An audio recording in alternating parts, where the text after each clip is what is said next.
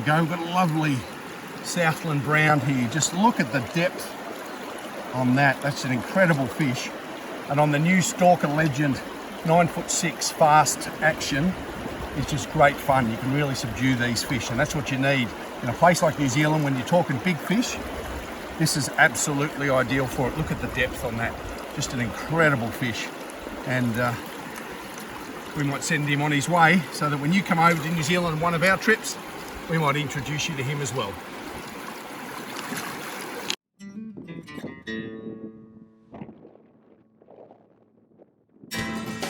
Yep. Whoa!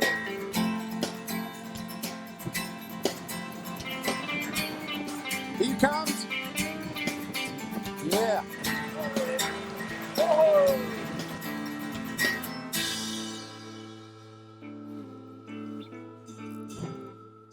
Isn't it funny how a day pans out?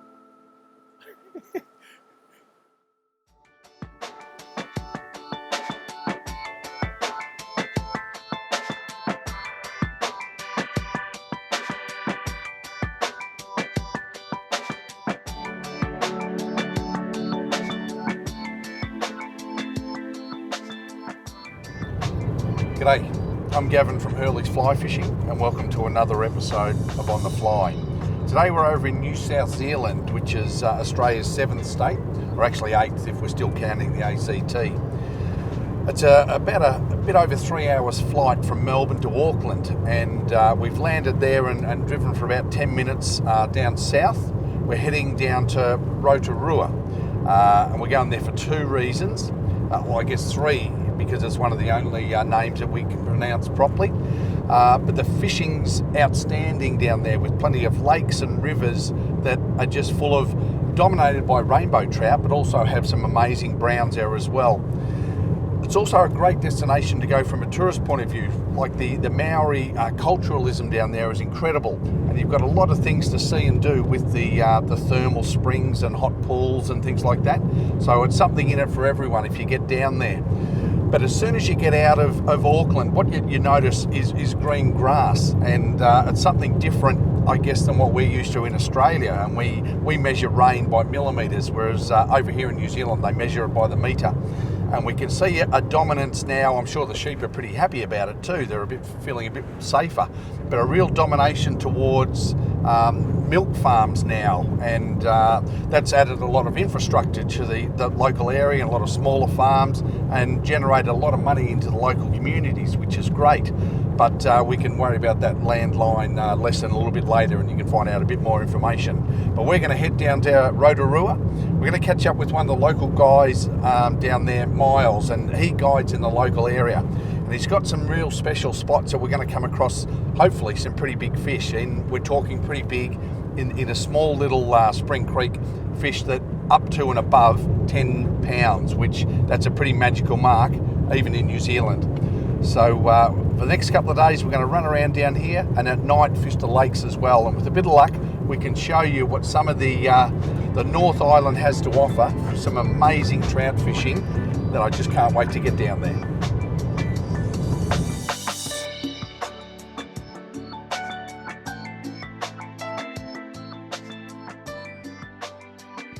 So we finally got down to the river, just a tiny little stream just out of Rotorua, and we've got Miles, our guide today, who's a bit of a superstar in this area. We've got down here, we're pretty excited, Miles, because there's some pretty big fish in here, and then I've just had a look at the river, and I think we could step over it without getting your feet wet, you know, so it's going to be pretty interesting.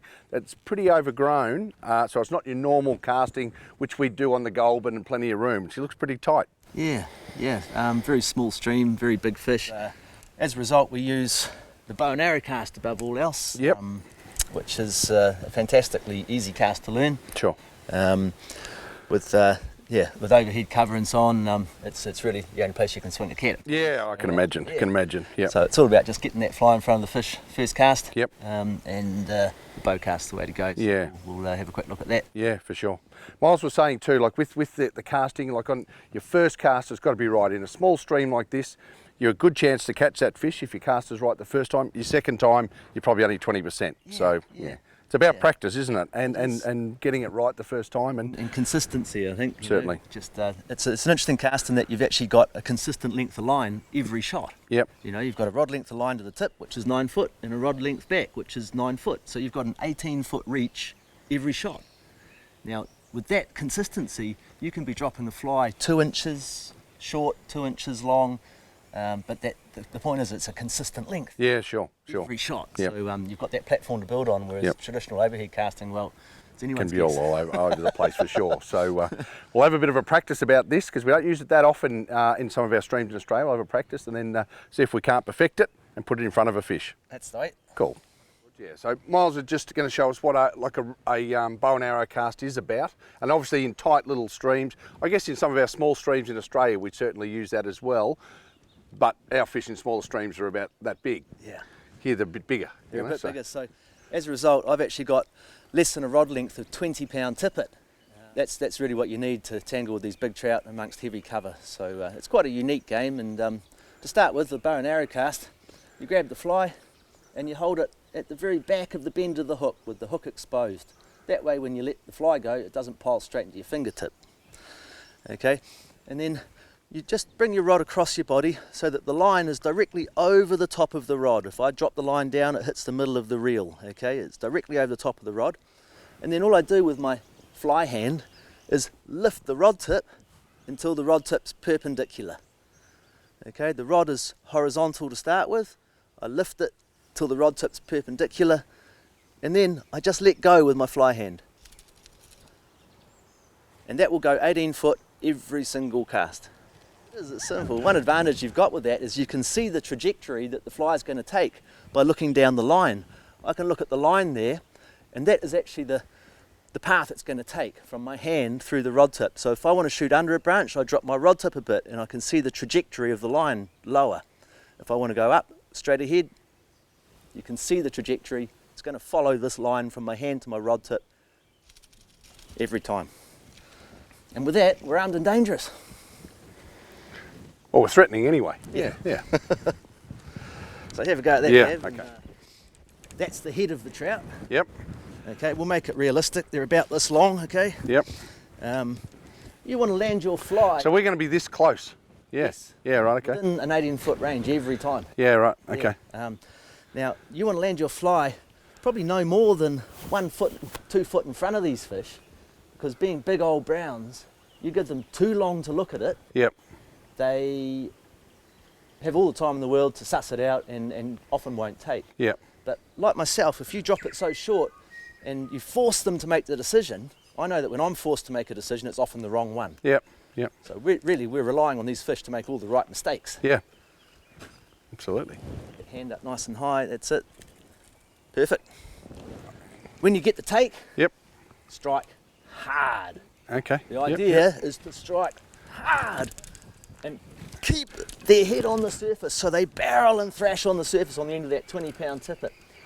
That disorientates them and blows their first run. Yes. Then you stand half a chance. Yeah, of winning. okay. Yeah, okay. We've got it's a little glow bug with a split shot above it because it's got to hit and get down pretty quickly, obviously, and there's a bit of weight. A lot of people will use a tungsten beadhead nymph or something as a second Yeah. fly to take it down, but Sure. here you can't take the risk. You know? No. The idea is the KISS method, keep it simple, stupid. Keep your running rig as simple as possible. You don't want anything extra that can snag. So a second hook Yes. attached to a 15-pound brown running through willows and blackberry, well, you're just asking for trouble. The idea is the KISS method, keep it simple, stupid. Keep your running rig as simple as possible. You don't want anything extra that can snag. So a second hook Yes. attached to a 15-pound brown running through willows and blackberry, well, you're just asking for trouble. Sure. A split shot does exactly the same thing. Stealth is probably your biggest element in here. Yeah. If they see you, you're out. They're wild animals, so Yes. same as deer hunting. I guess just less movement, Yep. than anything. Stealth Yep. is everything. Yeah. She's an upstream hunt. We want stealth. Cool. Another one just here. It's another bow. Oh yeah. That's a big brown coming down. Down. Yep. Sometimes you get fish dropping down. Yep. Take the opportunity. There will be times today where we've got fish dropping down on us like that. Yep. Just take the window of opportunity Just get the fly in front of him. And I don't care how you do it. Sometimes it's just a matter of throwing your fly like that. Sure. Just get that fly in front of him. And well, there he's just, oh, gee. You see him? Yep. He's a big bugger. And he's got it. Oh, gee. Man. That's, hold on to this, mate. Yep. Just keep that right up nice and high. I don't need him. Oh, his head's up, righto. Now, this is, yep. And here comes Miles at a,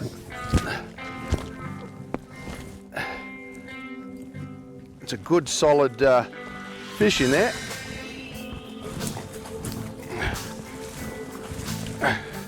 Hold on, mate. Nearly. Well done. So I'm claiming half this fish because I'm at least holding the rod, even though I had nothing to do with it. So that was pretty interesting. As Miles had said there, we'd seen him up the front and that fish had dropped back, and Miles had thought he'd get that fly just down in front of it, and he loved it in this tiny little water. That's a magnificent fish. How big's he, mate? Oh, good 8 pounds. Yeah, absolutely. Fat, real fat. Yeah. Big beam on her. And just that little bit of rain too has sparked him up to start looking for eggs in that spawning mode. That's the one. Yeah. Fantastic. Pretty good start, mate. We're on the board. It's an amazing little river, isn't it? With small stream. He's going to get huge trout. Yeah. Have to get it first go, otherwise you're just going to snag up, isn't it? Try that. Yeah. Did he take? Oh, he had that. He had it. Bad luck, mate. Yep. I was just going to take a punt on that one when it got. He had it. Bad luck. There's no. Yeah. So out of the frying pan into the fire as per usual. Cool. Just slow down, relax a little bit. Yep. Your rod's shaking all over the place. Just pretty hard though when you're faced with 12-pound browns, 15-pound browns. Yep. Just relax, he says. Yeah. He's not moving this one. Are you getting that fly in front of him? Yeah. All right. Oh, here he is. Now, look at that. Ooh.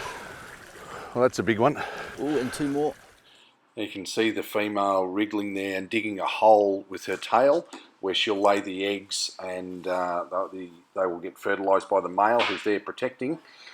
But it was sort of mesmerising to sit and watch these fish, and I could see this little cheeky rainbow at the back, and every time like a couple of eggs were laid, they'd drift down and he'd duck out and grab a couple, and then he'd upset the big brown who'd chase him off, and it was a bit of a cat and mouse game there for a little while, and I'm sure the rainbow got plenty of tucker. You'd see him duck off and get an egg, and then back he'd go again. It was just incredible. Oh, gee, there it is, just there under my feet.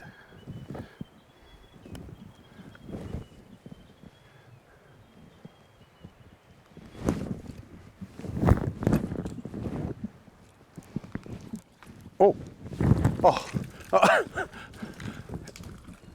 There you go. I've just seen that's an egg thief. We've seen a monster up here, and we've cast at him. And this little one's come out of nowhere. And that's what will happen. That's a little rainbow. And we're chasing big browns here in this lovely little river. And they'll come up specifically to eat the eggs of the browns as they lay them, because they're a great food source. If that was on the Rubicon, we'd be pretty happy with it. But on this lovely river in the North Island of New Zealand, we want something a bit bigger. So with a bit of luck, we'll find something just up ahead.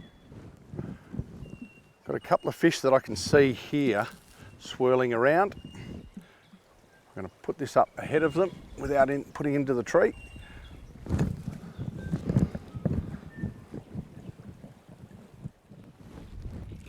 Oh, there we go. And that's, what do we got? Oh, cheeky little rainbow. We've got some thumping big browns up there. And we've got this little rainbow who snuck in. Oh, and got this glow bug. There's a couple of massive browns there that we're targeting, and This one's come up from the lake specifically to eat these eggs, and yeah, he's jumped on that. And here we are grizzling, about catching a 3.5 to 4 pound rainbow. But some of the fish that we're going to get in here are going to be between 7 to 15 pounds. So yeah, I shouldn't grizzle too much, should I? So there we go, we've got a lovely little rainbow with that big red slash and red cheeks, and still not a bad fish to get in a lovely little river like this. And the North Island of New Zealand is renowned for some pretty big rainbows and things like that. But there's some massive browns as well, so that's what we're targeting today. But not a bad little bycatch to get a nice little rainbow like that. But fingers crossed, we'll get one of these big browns up here.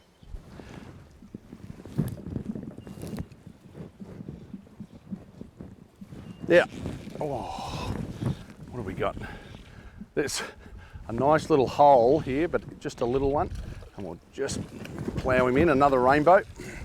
So there's a few there in this little spot. This is a male.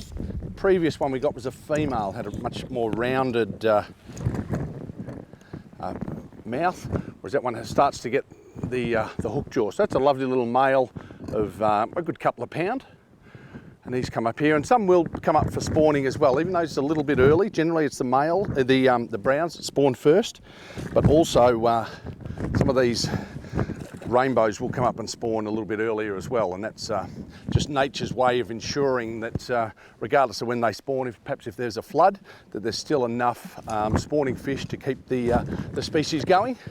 So they will tend to spawn all year round, but for a fly fisherman, this is a great time of year because you can target fish that are quite aggressive, particularly to like glow bugs or the beads, like they eat that as an egg pattern. Because there's a lot of goodness in that as well from a food point of view, and they get pretty zoned in on that sort of bit of tucker as well. So it's a good time of year for a fly fisherman to get up and frighten buggery out of a couple of these trout. Might even be another one here as well.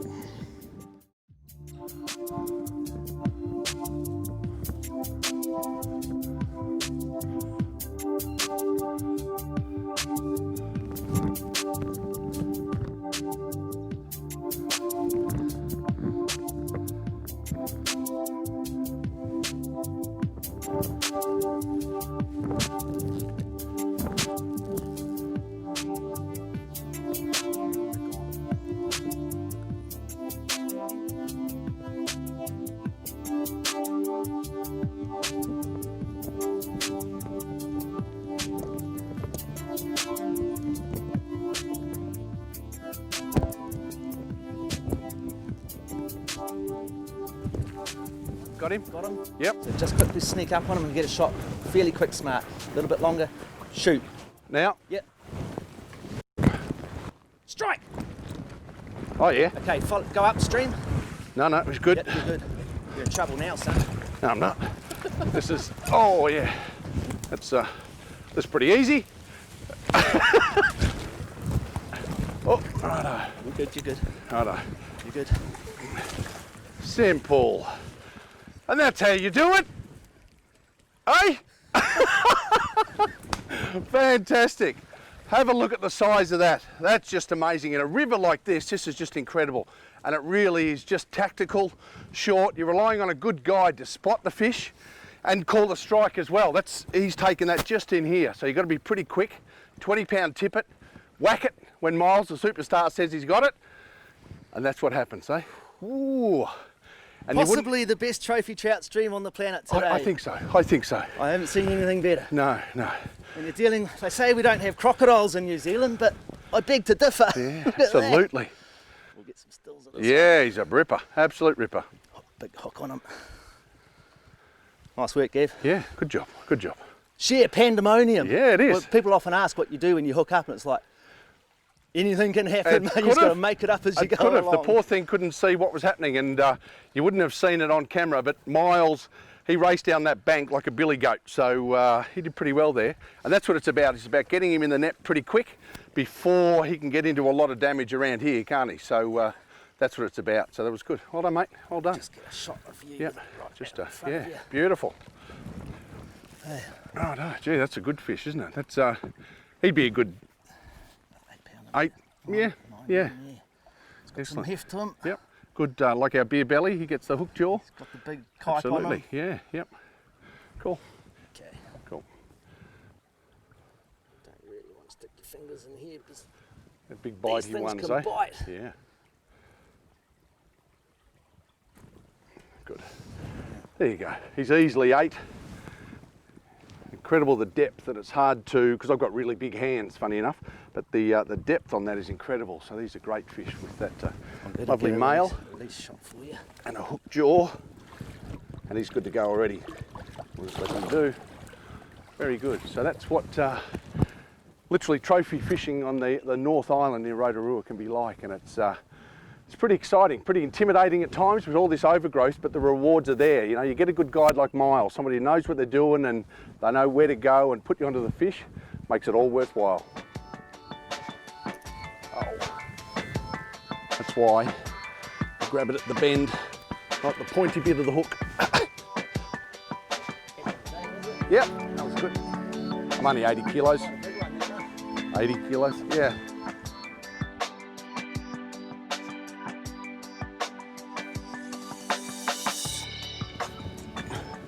Righto, so give me something to scare me. How big is this one, the first one we're going to get? We're looking at about a probably 11-pound fish there. Oh, really? That's good. Lucky there's no pressure then. No pressure, mate. No pressure. All right, can I go?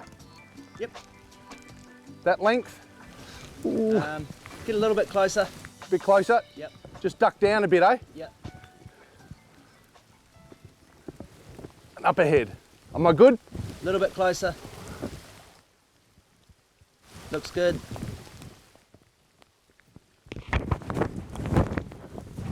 Might have been a bit short to the right. Oh, did he come out? He did, he moved. He come right out. He's a little bit short, I think. No, that was, Is it good? Okay. yep. He came out, but I don't know whether he took it. Might not have. Give him another shot. Righto. It's only 11 pounds, so that's, I don't know why I get too excited about something like that. Righto, 1, 2, 3. Oh, he's coming out, Moving on it. but not eating it. Oh, he's dropped back. He's dropped Now, back. oh, Oh, nearly knocked I us thought he was going to eat me then. Oh well.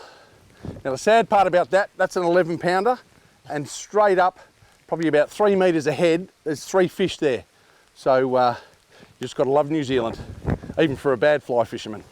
Inside. I'm pointing at him up there. He's Yes, just that's above them. Yep. Righto. The big jack. You should take. Righto. Get that shot in front of him first cast. You're winning. Yep. Get that hand up. That Length right. looks about right. You can put it to his right a little bit, and then you can see whether he comes across or not. Okay. You Oh! had him. That was just a little, felt the weight early. Just a touch early. He had it. Or maybe it just didn't prick. Check the hook. Yeah, no, the hook's good. Cool. Well, he's only like 8 or 9 pounds. That's You might it's get hardly another worthwhile. shot. We just throw a rock at him and, oh, no, I'll have another go. Righto. Out to his right again. Okay, we'll move up.